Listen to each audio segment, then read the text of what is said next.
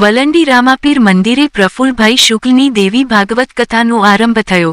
12 બીજના ઘણી રામાપીરના મંદિરેથી પોથયાત્રા નીકળી। વલસાડ ધરમપુર રોડ પર આવેલા રામાપીરના મંદિરે વિશ્વ વિખ્યાત કથાકાર શ્રી પ્રફુલભાઈ શુક્લની દેવી ભાગવત કથાનો આજે મંગલ આરંભ થયો હતો। આ પૂર્વે રામદેવ પીરના ચરણોમાંથી પોથયાત્રા નીકળીને કથા મંડપમાં પહોંચી હતી। વિદ્વાન આચાર્ય શ્રી કશ્યપભાઈ જાની, શ્રી જ્ઞાનંદ મહારાજ, યુવરાજગીરી ગોસ્વામીએ માતાજીનું કીર્તન કરાવ્યું હતું। મુખ્ય આયોજક એવા શ્રી પ્રદીપભાઈએ પોથી પૂજા કરી હતી। અણગામના શ્રીમતી સંધ્યાબેન જગદીશભાઈ પરિવાર સાથે પોથી યાત્રામાં જોડાયા હતા। ઓઝરના પૂર્વ સરપંચ શ્રી રમેશભાઈ કે પટેલે સંચાલન કર્યું હતું।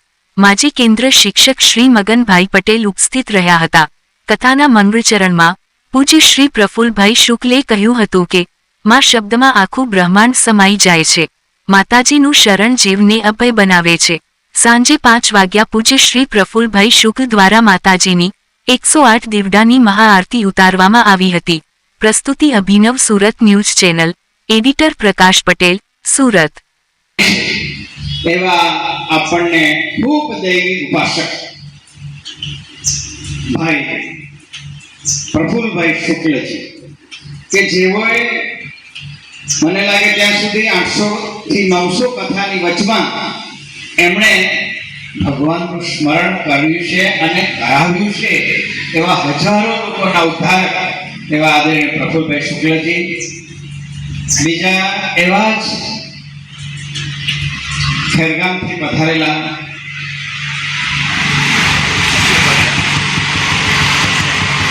બિલકુલ જેમણે વેશ ધારણ કર્યો છે ભાગવત કથાનો એવા આદરણીય કશ્યપભાઈ જાની, જેમણે વેદ પાઠીજીના ચરણોમાં ખૂબ નમન કર્યું છે। ખૂબ મહારુદ્ર યજ્ઞ અને બીજી અનેક કથાઓમાં યશભાગી બન્યા છે એવા કશ્યપભાઈ જાની આપણી વચ્ચે છે। મારી વચ્ચે મારા ગામના પૂર્વ સરપંચ અને માજી કેન્દ્ર શિક્ષક, એમના ધર્મપત્ની સરપંચ અને એવો માજી શિક્ષક ભાઈ મગનભાઈ અને પ્રદીપભાઈનું આંગણું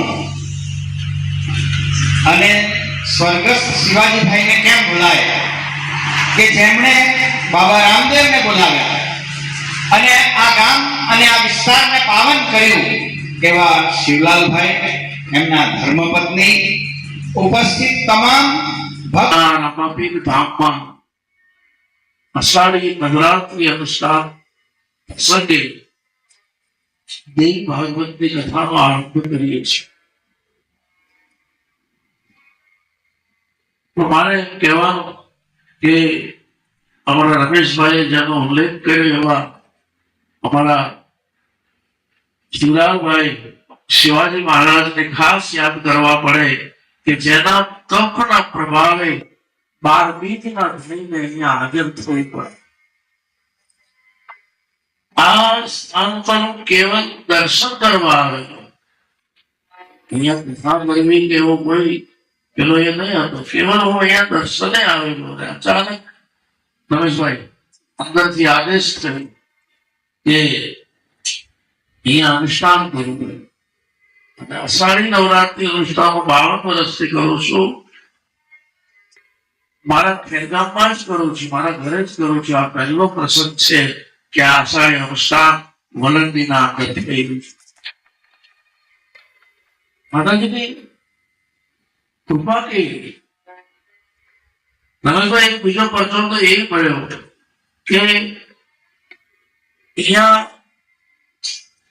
આજ સવાર સુધી એટલો બધો તાપ અને વરસાદનો છાંટો પણ નહીં। જેવી માતાજીની સ્થાપના થઈ અને જેવા જ્વારા વાગ્યા અને દેવાલ વરસાદ શરૂ થયો, આ માની કૃપાનું ફળ છે।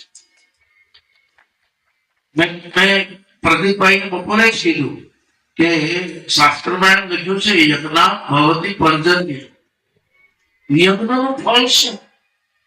તો મેઘ, યજ્ઞ કરીએ એટલે મેઘ આવે। અહીંયા યજ્ઞ પૂરો થયો, નાળિયેર રોપાયું અને દક્ષિણ દિશામાંથી વરસાદ શરૂ થઈ।